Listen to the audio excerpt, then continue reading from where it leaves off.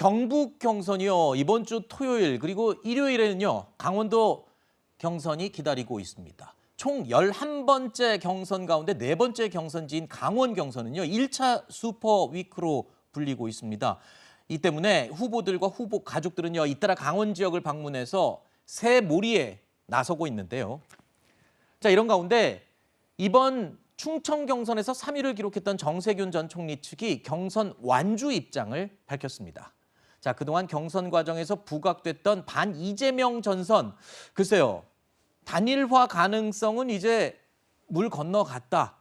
이렇게 봐도 되겠습니까? 어떻게 해석을 해야 될까요? 단일화의 전제 조건이 모아서 시너지 효과를 내는 거거든요. 그렇죠. 그런데 모아도 안될 경우. 54~5%의 그 한 주자가 넘어가면 합이 45%죠, 전후인데 네. 이런 상황에서 다 모아도 안 되는데 이제 현실적으로 보면 추미애 후보하고 이낙연 후보가 계속해서 대립각을 세워왔습니다. 네. 그다음에 정세균 전 총리는 방금 우리가 화면에서 봤던 것처럼 완주를 이야기하시고 단일화에 대해서 아주 불쾌하다라는 표현을 두세 번 했단 말이에요. 네. 그리고 자차기의 기대주인 박용진 의원 같은 경우에는 완주함으로써 계속 그 자신의 모습을 국민들에게 알려야 되는 이러한 이해관계가 다 있기 때문에 사실상 단일화의 효력도 효력이지만 네. 각각의 정치적 이후 입지를 본다면 실익이 없다라는 측면에 있어서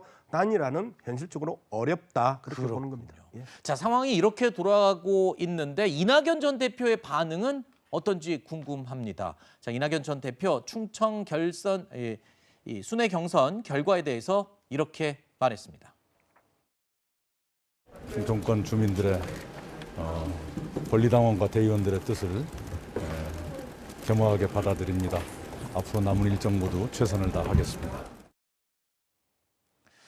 일단 남은 일정도 최선을 다하겠다라고 이낙연 전 대표가 대답을 했었는데 근데요. 오늘 오전에 확인을 해보니까 예정됐던 오늘 오후의 일정들을 전부 다 취소를 한 것으로 지금 확인이 되고 있습니다.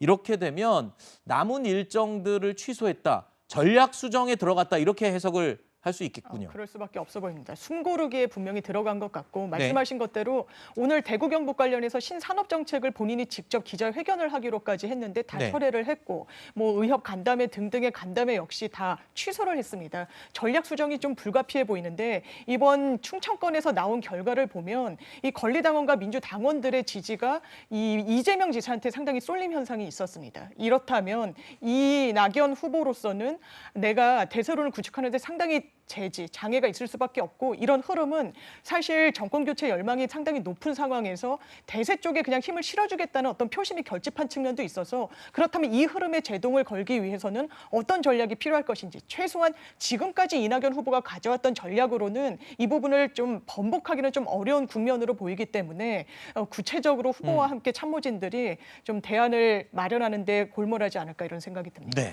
과연 전략 수정을 한다면 어떤 쪽으로 이 내용이 바뀔지 그 부분도 앞으로 관전 포인트가 될 것 같습니다.